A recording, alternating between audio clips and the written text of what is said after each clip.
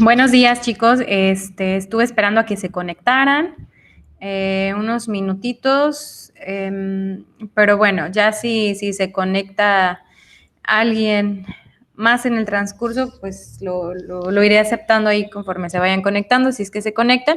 Si no, de cualquier forma, esta sesión se va a quedar grabada para que la puedan consultar más tarde o en el transcurso de la semana, ojalá que sea antes de que hagan su examen, porque esta sesión y la del día miércoles serán sesiones de repaso, serán sesiones en las cuales estaremos abordando los temas que se van a evaluar desde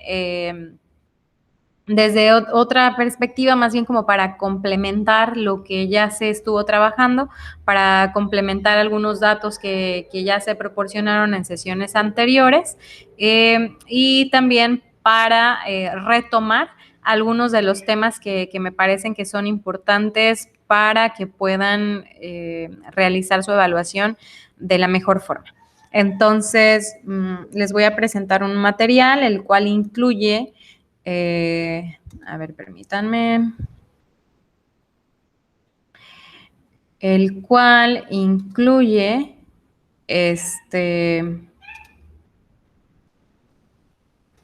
incluye información sobre los temas que ya se abordaron. Específicamente hoy vamos a iniciar con el repaso de la información sobre el desarrollo vital del ser humano. Recuerden que a lo largo de las sesiones anteriores, en sesiones previas, estuvimos hablando de, a ver, creo que ya se conectó alguien, escuché por ahí la notificación, admitir. Buenos días.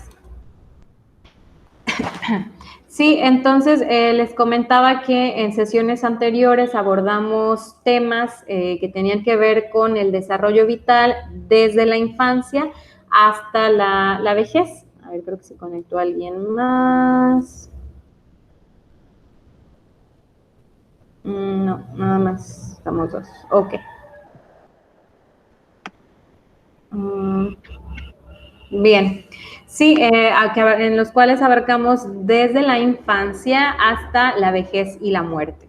Entonces, es bastante información, solo imagínense cuánta información puede haber en todas esas etapas, las características, vimos también algunas perspectivas teóricas sobre el desarrollo vital. Entonces, durante esas sesiones, bueno, se trató de hacerlo de manera bastante resumida. Ahora les voy a presentar, como ya les mencionaba, algunos datos complementarios, así como retomar la información esencial sobre cada una de esas etapas y en términos generales sobre el desarrollo vital del ser humano.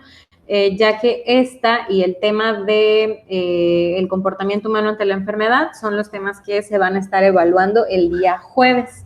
El día jueves van a tener prácticamente todo el día para realizar su evaluación. Va a estar disponible la evaluación desde que inicia el día jueves hasta las 23:30 horas de ese día.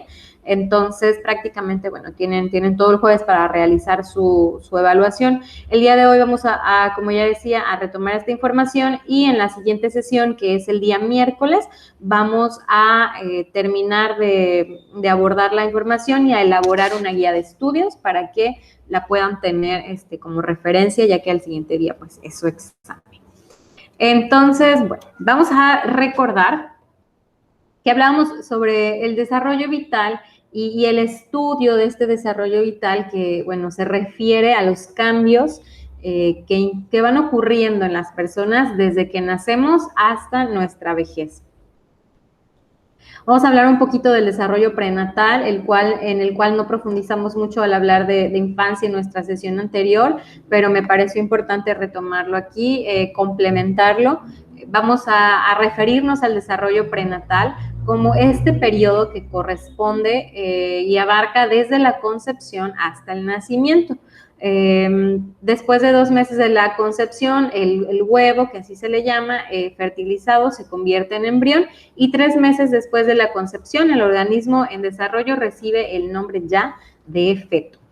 Entonces, este feto se desarrolla dentro de un órgano llamado placenta, en el cual las sustancias y los organismos patógenos que la madre ingiere, bebe o inhala pueden permear esta placenta y causar un daño importante al feto en desarrollo durante periodos críticos.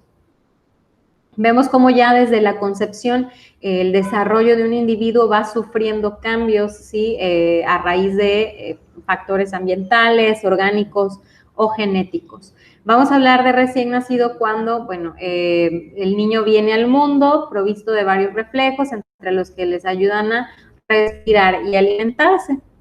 Y aquí inicia la etapa de infancia. Muchos autores, muchos científicos hacen esta distinción entre primera infancia, segunda infancia, pubertad y adolescencia y ya de ahí en adelante, ¿no? Pero en cuanto a esta etapa después del nacimiento, vamos a referirnos como primera infancia o desarrollo postnatal. El reflejo de búsqueda, por ejemplo, ya en estos bebés, hace que el recién nacido, al ser tocado en la mejilla, por ejemplo, voltee la cabeza en esa dirección y explore con su boca. El reflejo de succión, que lo hace succionar cualquier cosa que se le ponga en la boca, le sirve para sobrevivir, ya que gracias a este, pues se alimenta del pecho de la madre. También hay otros reflejos importantes como el de la deglución, el cual le permite tragar líquidos sin asfixiarse, y es este movimiento a nivel faríngeo en el cual se utilizan órganos como la lengua, toda la musculatura facial, entre otros. También tenemos este reflejo de prensión que lo hace el niño al cerrar el puño, apretando todo aquello que se le coloque en la mano, y el reflejo de marcha, que hace que empiece a dar pequeños pasos si se le sostiene erguido con los pies tocando una superficie. Bueno, es importante que tomemos en cuenta con qué antecedentes o con qué bases ya nacen los niños, porque a partir de estas es que se van a desarrollar todas sus demás áreas en esta etapa y en etapas posteriores a su nacimiento. Los niños nacen ya con un temperamento propio. El temperamento en la personalidad es un factor genético, es decir, se nace con un temperamento determinado. Ahora, ¿qué es lo que va a ir moldeando el carácter o la personalidad de este niño? Lo que viva de su alrededor, todos aquellos factores culturales, de crianza, sociales, incluso hasta históricos, pueden influir en la manera en cómo este temperamento va a ir interactuando con el exterior y conformando su personalidad. Algunos trabajos de autores como Thomas y Chess identifican 3 tipos básicos de temperamento en los recién nacidos, que son el temperamento fácil, el difícil y el de lento arranque. Bueno, vamos a hablar entonces ya de infancia y de niñez. El cuerpo crece con mayor rapidez durante el primer año de vida. Esto es algo bien importante que identifiquemos. Posteriormente a este año, el crecimiento, o al menos la velocidad con que este se va dando, disminuye hasta el momento de la adolescencia. Con respecto al desarrollo motor o del movimiento, se designa la adquisición de habilidades como tomar las cosas y caminar. También se empiezan a aprender las normas del desarrollo, las cuales indican las edades en que el niño promedio alcanza ciertos hitos o ciertos logros, vamos a llamarlo así.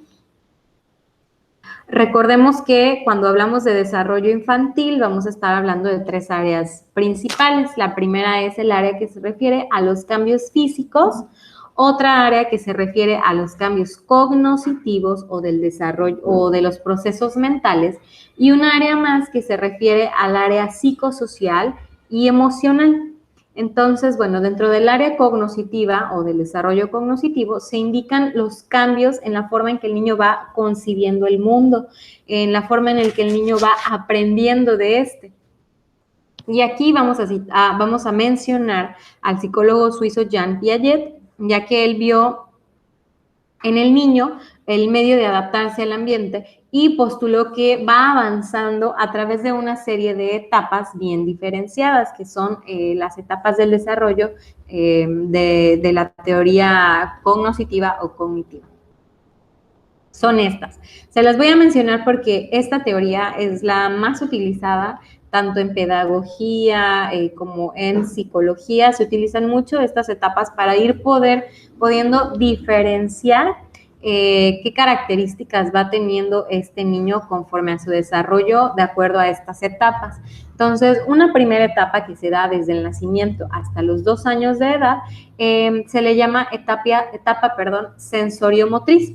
En esta etapa, los niños aprenden la permanencia del objeto, adquieren la capacidad para formar representaciones mentales, ya sea de imágenes o símbolos, y también inician con el autorreconocimiento, es decir, el poder identificarse a ellos mismos, como quiénes son, con un nombre, con características propias, etcétera. Posterior a esta etapa, de los 2 a los 7 años, vamos a hablar de una etapa preoperacional. El niño puede usar las representaciones mentales que ya adquirió para ir funcionando de mejor manera en cuanto al lenguaje, al describir, al retener y al razonar cierta información acerca del mundo. A esta teoría que formuló Jean Piaget, algunos también le llaman constructivista. ¿Por qué? Porque él decía que el niño va construyendo su conocimiento, que la inteligencia se va construyendo como si fuéramos apilando una torre de bloques, en la cual, bueno, tenemos como base los conocimientos previos y que sobre estos se van edificando los nuevos conocimientos que el niño va teniendo acerca del mundo y de su adaptación. Posteriormente, a los 7 años, de los 7 a los 11, Piaget hablaba de una etapa de operaciones concretas, en la cual el niño ya podía prestar atención de manera simultánea a varias cosas diferentes y comprender el punto de vista de otra persona.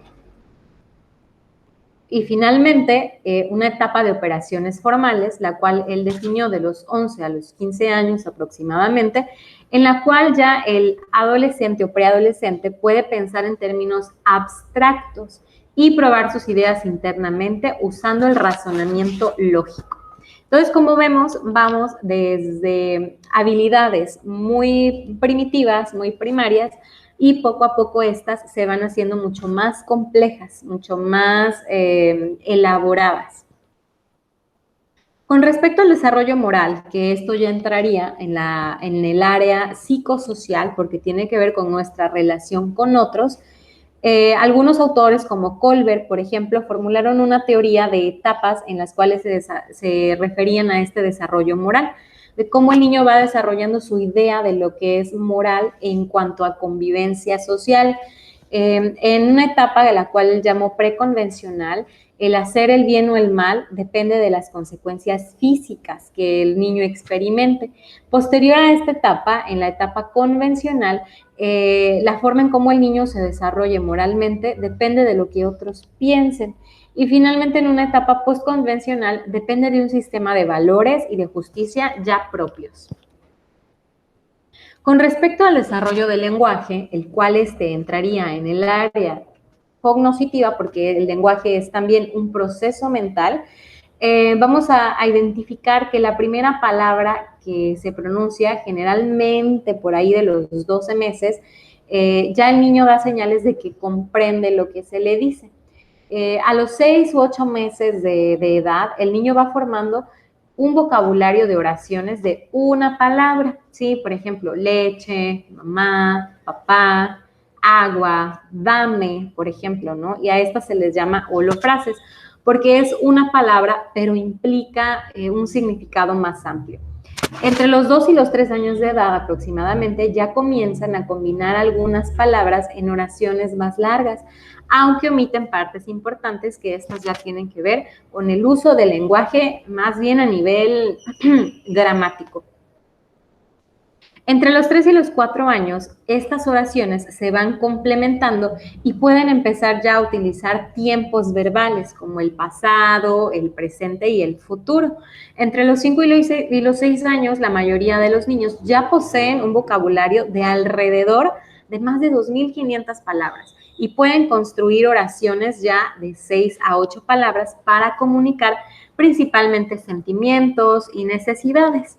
Entonces, bueno, vemos también cómo este desarrollo en el lenguaje se va dando de manera progresiva y paulatina. Ahora, en cuanto al desarrollo social, el cual entra dentro del área psicosocial y emocional, vamos a identificar que el primer tipo de juego en los niños es el juego solitario, en el cual el niño realiza alguna actividad por su cuenta. La primera clase de interacción social es el juego paralelo, es decir, cuando hay otra persona u otro niño que está haciendo también un juego en solitario. Entonces es como los dos juegan al mismo tiempo, pero no juegan juntos.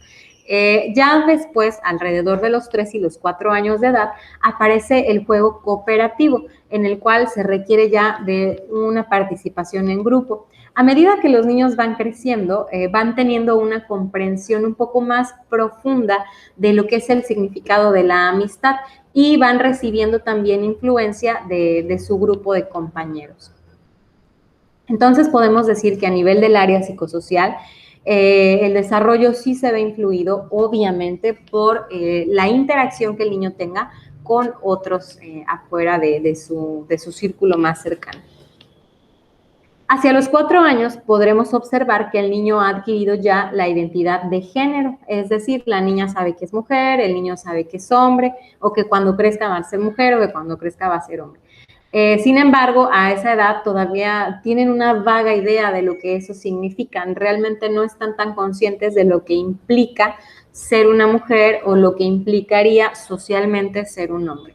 Entre los 4 y los 5 años, ya la mayoría de los niños ha adquirido la constancia de género, es decir, saben que el género se basa en los genitales y que no puede cambiarse, ¿no? A diferencia de lo que estamos viviendo actualmente, que ya hay grandes cambios en esta área del desarrollo humano. Sin embargo, hasta que no haya más conocimientos sólidos que puedan respaldar como tal una teoría, vamos a seguir manejando estos parámetros. Bien, ahora sí quise aquí destacar un poco la influencia de los medios de comunicación a nivel social que tienen en los niños, lo cual tiene varios indicadores, ¿sí? Hay estudios ya que indican que los niños sí pueden volverse más agresivos con cierto contenido que observan en la televisión. También se pueden observar algunas conductas violentas por televisión y personajes que reciben recompensas por ellas y las cuales impulsan a los niños a imitarlas. Y también está comprobado que la televisión puede llegar a ser una excelente herramienta para la enseñanza. Entonces, no solo la televisión, ¿no? Esto lo puse como televisión, pero realmente quiero abarcar hasta todos aquellos medios de comunicación como, por ejemplo, los más modernos, ¿no? El teléfono celular, las tablets, las redes sociales, etcétera, las plataformas de transmisión de contenido. Entonces, todo esto, como puede tener ventajas, como puede también tener desventajas en cuanto a la influencia que tienen en el área social del desarrollo de los niños.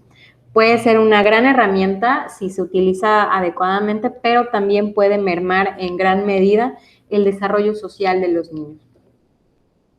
Bueno, ya que complementamos un poco lo que ya habíamos tratado con estos datos más que se añadieron por ahí a la etapa de infancia y de niñez, también nosotros posteriormente nos pasamos al tema de la adolescencia, en esta etapa en la cual se deja de ser niño y se convierte uno en un adulto joven, entre los 10, 12 hasta los 19 o 20 años de edad.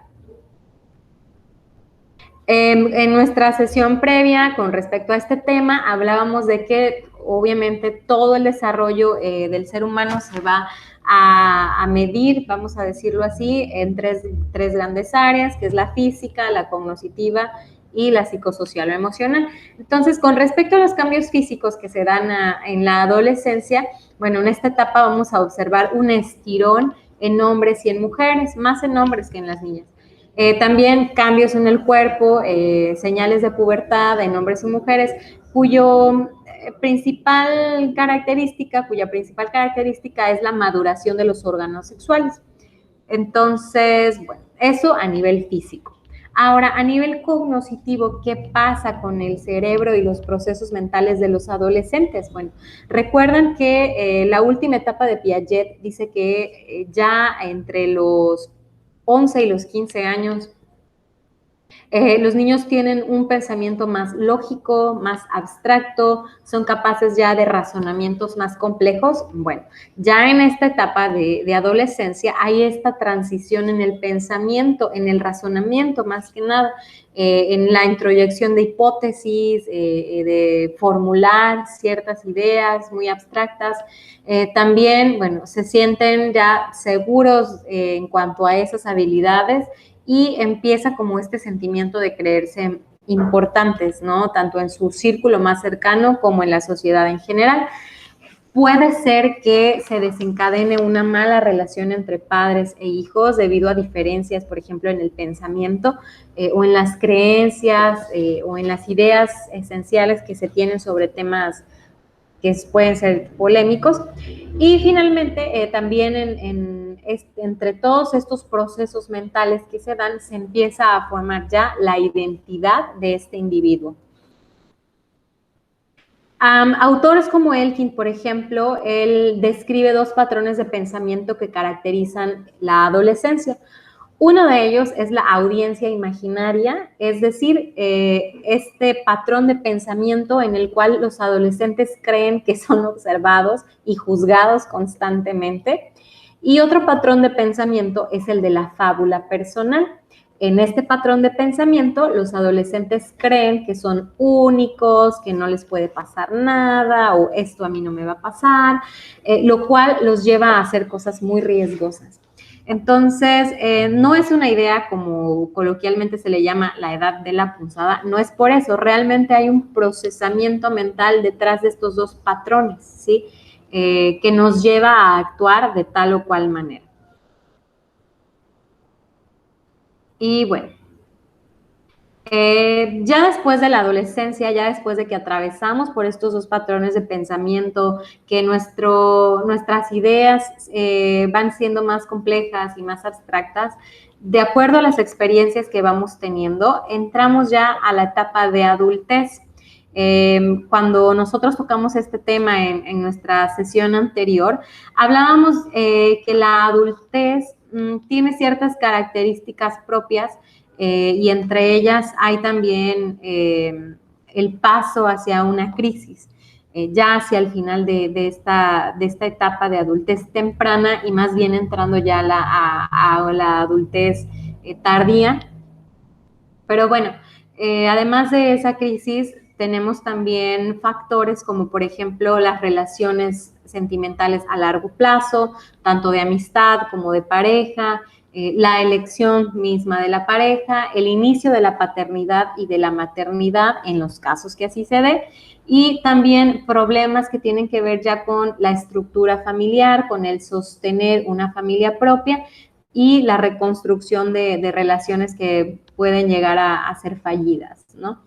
Entonces, en esta etapa de adultez hablábamos también de la importancia que le da el individuo al trabajo, a la profesión, a sentirse útil en ese sentido, a sentirse parte de la sociedad, pero teniendo como un papel específico, como un lugar específico, y para el cual utiliza todas sus habilidades que anteriormente adquirió. Lo cual nos lleva, bueno, al mundo del trabajo, ¿no? En el cual el adulto busca esta satisfacción en su desempeño laboral. Como decíamos, bueno, en nuestra sociedad, aunque esto ya es raro que se dé, pero sigue existiendo este factor en el cual la mujer no goza de las mismas oportunidades a nivel laboral que los hombres y en el cual se relega a la mujer a trabajos simplemente del hogar. Como ya mencionaba, esto se va viendo cada vez menos, es decir, las mujeres tienen más oportunidades cada vez más accesibles para ellas. Sin embargo, esto es una realidad que ese papel, al menos en nuestro país y en muchos países de Latinoamérica, aún se sigue dando como este patrón de comportamiento, ¿no? Como esta estructura en la sociedad en la cual la mujer es relegada al trabajo del hogar, o bien si tiene un trabajo fuera del hogar, aún tiene que llegar a casa a hacer trabajo del hogar. Entonces, bueno, no es tan disfrutable esta parte para las mujeres que viven en esas condiciones. Entonces, sí es importante que aunque ya no esté tan vigente, sí se tome en cuenta y se considere, porque gran parte de la sociedad aún vive bajo esa estructura.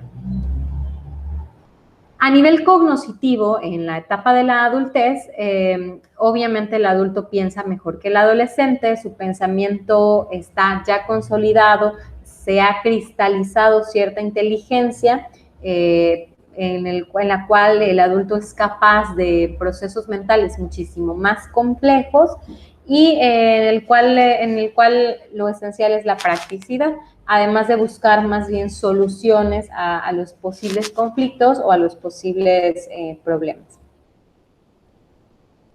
En cuanto a la personalidad, vamos viendo cómo si durante la adolescencia se experimentó como esta personalidad más egocéntrica, es decir, pensar que yo soy el centro del universo y todo se trata de mí.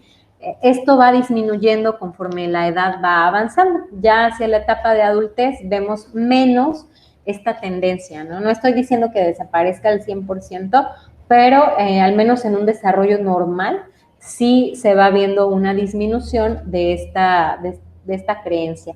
También, bueno, mencionábamos aquí la crisis de madurez o la crisis de la mediana edad, ¿no? La crisis de los 40, la cual se da. Y en nuestra sesión anterior, voy a retomar, hablábamos de crisis como este acontecimiento en el que me siento estancado, en el que pienso que las herramientas con las cuales yo cuento no me van a ser suficientes para enfrentar esta situación, para hacer frente a esta situación. Y hablábamos también de que esta crisis de la mediana edad o de los 40 años más o menos se daba por diferentes factores, ¿no? Podían ser por factores genéticos, es decir, como una propensión hacia estas tendencias, se podía dar por factores sociales, por factores profesionales, por factores familiares, es decir, había un mundo de situaciones que podían desencadenar esta crisis. Entonces, es bastante común aún a nuestros días observarla, ¿no? Y se debe también a que hay una transición.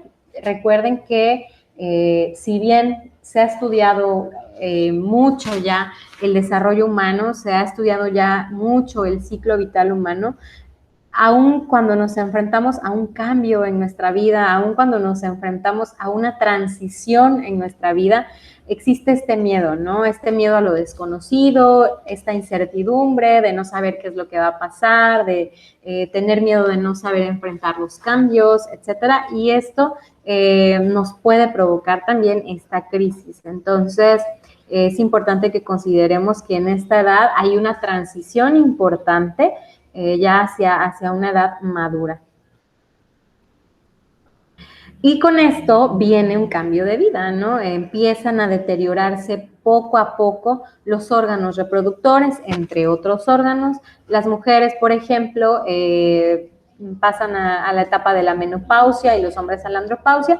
Entonces, sí hay un cambio muy marcado de la adultez a la madurez y posteriormente a la vejez, ¿no? Es un cambio muy marcado que se caracteriza precisamente por este deterioro.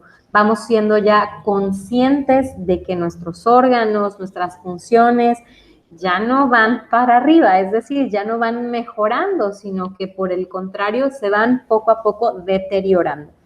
Es importante aquí considerar diferentes factores como por ejemplo la sociedad en la que se vive, el estatus socioeconómico del individuo, así como su salud en general, porque estos factores van a determinar cómo se vive realmente esa transición, ¿no? Si se vive de una manera conflictiva, si se sufre o se vive de una manera sana. Y pasábamos ya, recuerden también, después de esta transición de la adultez hacia la vejez, hacia esta última etapa del ciclo vital humano, ¿no? En la cual ya los cambios y sobre todo los signos de deterioro son cada vez más visibles e inevitables. Entonces, durante la vejez, los cambios físicos afectan principalmente el aspecto externo de cómo nos vemos, ¿no? Nuestra apariencia, y por otro lado, el funcionamiento de la mayoría de nuestros órganos, el funcionamiento de la mayoría de nuestros sistemas.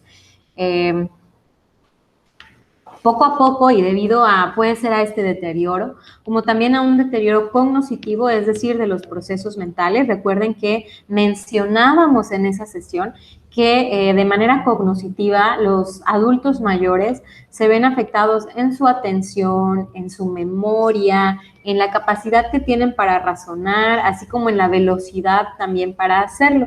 Entonces, puede ser debido a todos estos factores de deterioro que los adultos mayores empiezan a pasar como por un proceso de desvinculación, es decir, de ir cortando ciertas relaciones sociales, no solo con amistades cercanas, ¿no? Sino con todo lo que los rodea. Empiezan a hacer como esta evaluación de su vida y muchas veces no salen muy bien parados, ¿no? Empiezan a ver siempre como lo malo, lo que no hicieron, los problemas que están teniendo, y esto puede llevarlos como ya mencionábamos, a sufrir de ciertos trastornos del ánimo o mentales como depresiones, trastornos por ansiedad, etcétera. Entonces, esto cuando se vive esta transición de una manera no sana. Por otro lado, cuando esta transición se vive de una manera saludable, hay una aceptación de estos cambios como normales, y también una aceptación de sus capacidades, sean cuales sean, ¿no? Vemos lo que mencionábamos, que a nivel del área cognitiva o de los procesos mentales, durante la vejez estas habilidades cognitivas suelen ser buenas. Sin embargo, si hay un deterioro y si se realizan actividades intelectuales, estas habilidades se pueden conservar. Hay problemas, por ejemplo, muy comunes que afectan el área cognitiva de los adultos mayores, entre las cuales el principal es el Alzheimer, ¿no? Este problema a nivel orgánico que va deteriorando las habilidades de memoria de los adultos mayores. Entonces, es bastante común que esto se viva en esta etapa.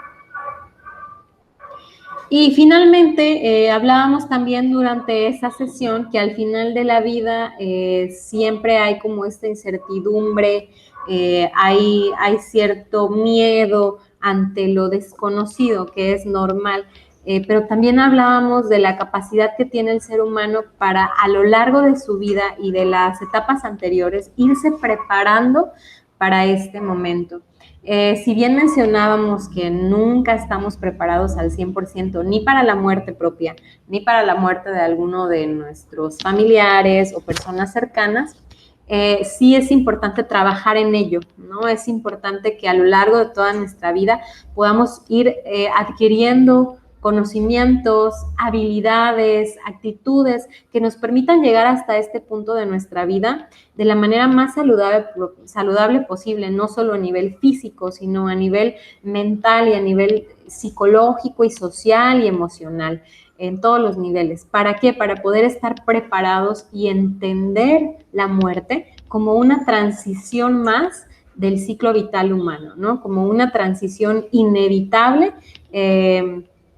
dentro de este ciclo de vida que hemos llevado. Algunos adultos mayores ya no es que teman tanto a la muerte en sí, más bien el miedo es hacia el dolor, hacia el sufrimiento por alguna enfermedad, hacia la soledad, hacia perder su rol, ya sea en la familia, en la sociedad. Entonces, bueno, más bien el miedo va hacia estos aspectos más que hacia la muerte misma.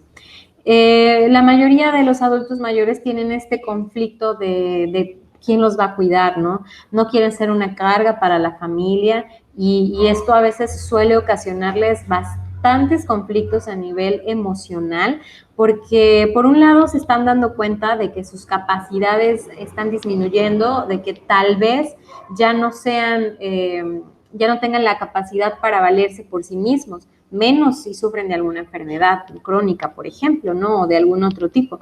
Entonces, por un lado se están dando cuenta de esto, pero por otro lado no quieren ser una carga.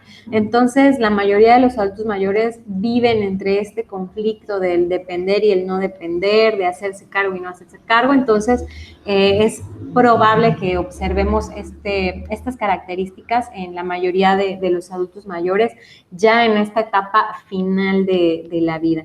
Entonces, bueno, hay algunos autores, como Kubler-Ross, por ejemplo, ella describía 5 etapas por las cuales pasaba alguien que va a morir o bien alguien que ha experimentado una muerte cercana. Y ella hablaba de 5 etapas. La primera de ellas, negación. La segunda de ellas, ira. La tercera, negociación. Luego depresión y luego aceptación. Ella decía que por lo regular no es como que a fuerzas tenga uno que pasar por cada uno de esos en ese orden, ¿no? Ella lo que hizo fue describir lo que ella observó en muchos casos de muerte o de muerte cercana y logró como describir estas cinco etapas.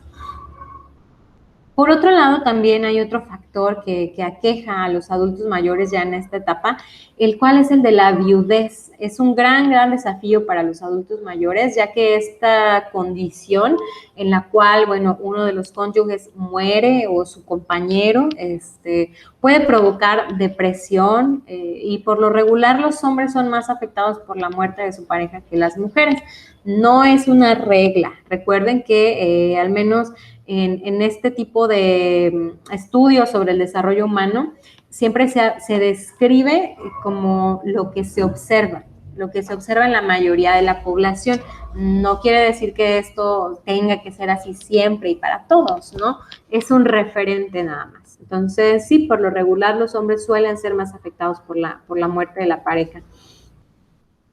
Entonces, bueno, hasta ahí vamos a quedarnos con lo que respecta al ciclo vital humano. Esta información que yo hoy les di, que hoy retomamos, pues fueron datos que tal vez no se manejaron durante las sesiones anteriores y que me parece complementan esa información para poder tener una visión más amplia de los temas que ya se tratan. El día miércoles vamos a complementar también con un repaso del tema del comportamiento humano ante la enfermedad. Vamos a retomar algunos conceptos, vamos a complementar con otros datos para que igual puedan tener como una visión un poco más amplia de lo que es ese tema y de los términos que se implican. Y vamos a elaborar también una guía de estudios para que ustedes la puedan tener como referencia y la puedan utilizar para para poder prepararse para su evaluación, que es el día jueves. Entonces, si hasta aquí hay alguna duda, algún comentario sobre los temas, sobre algo que no haya quedado claro en sesiones anteriores, alguna duda que haya surgido sobre algún concepto, algún término, o bien sobre la misma evaluación, pues pueden hacerla ahora, si es que hay. No, profa, bueno, al menos de mi parte no.